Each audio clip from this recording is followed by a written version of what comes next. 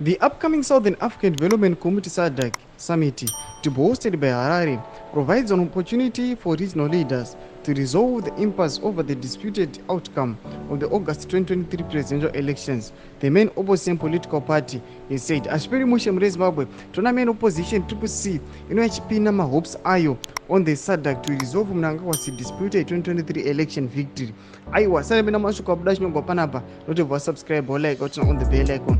Tona mu na umuntu nyongo amchinzi in a statement at the weekend.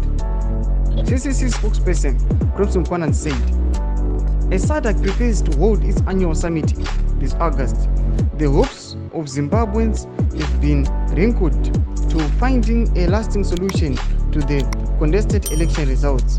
It is common cause that the August 2023 harmonious election were fraudulently flawed and it did not produce a legitimate and outright winner.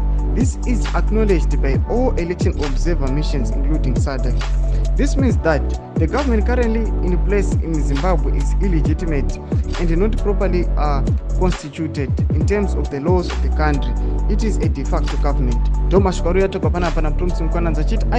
This upcoming SADC summit ndo patiri kupinda mahopes edu tokwanisa kuno addressa ma issues edu vari kuda kuya kuzo addressa ma issues avo vatiri kuona kuti aiwa munyika macho ndo muri kukandwa ma5 nema threats kunzi vakomana musatomboita zvemafanisi tudze mafundo enyu muri kutodi pamusoro aiwa pema hopes ari kuita kugwana napo Pabooster. Vena comment section yedu musaona subscribe or like, turn on the bell icon.